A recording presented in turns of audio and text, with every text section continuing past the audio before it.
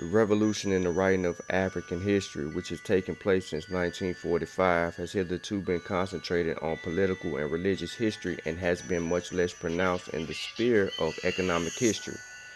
For this, there are many reasons, not the least being difficult of the subject.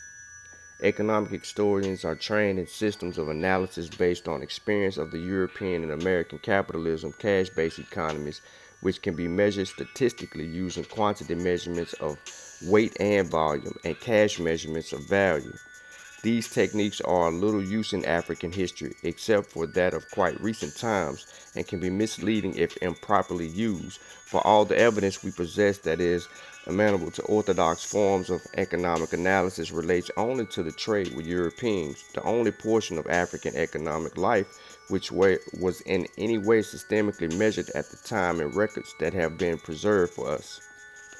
Now, the trade with Europeans, however, though of great historical importance, was in reality but a very minor part of the normal economic activities of the mass of West African populations during the 19th century. Thus, if the volumes and the values of African exports and imports to Europe were rising, this did not necessarily mean that Africans were producing more or that the economy was healthier. Conversely, if European trade with West Africa fell, this did not necessarily indicate an unhealthy or depressed economic situation. European traders, missionaries, and officials commenting on the rise and the falls of trade at the time, however, usually thought in these terms, and it is they who have passed on the bulk of evidence we possess. Once the historian accepts the sector of West African economy in the 19th century, which can be measured, was only a minor part of the overall economic picture, he must then avoid the temptation to withdraw from all further attempts to understand the working of West African economic life by characterizing the rest of the economy as mere substance.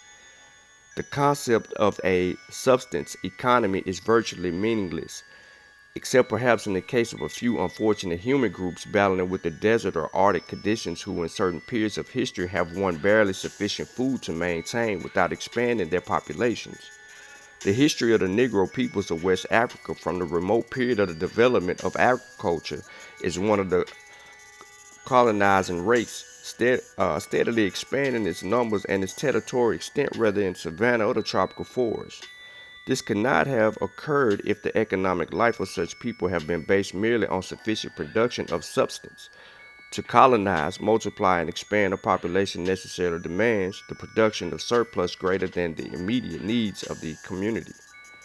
What we know of the history of African social organizations and religious and political life also reduces any concept of substance economy to absurdity.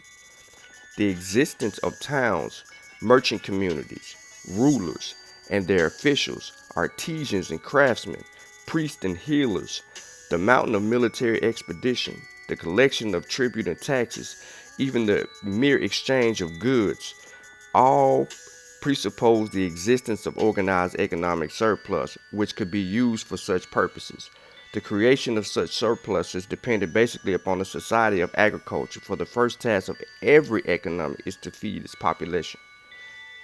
When an economic unit, family, village, tribe, or region is able to produce surplus, these can be the exchange in the form of trade with other units to create a more varied diet, or to import and manufacture goods of raw materials not available locally. Alternatively, labor can be withdrawn from agriculture and used to make local manufactures, or even withdrawn from material productions altogether and used for purposes the society considers worthwhile or necessary for religious observance, artistic production, defense and warfare, or the maintenance of a ruling bureaucracy. History of West Africa. Economic change in West African history in the 19th century. Stay tuned.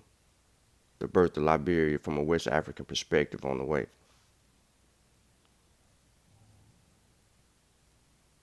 And don't forget to pick up the conscious community's first African journal, Killmonger's Corner, out on Amazon and everywhere now.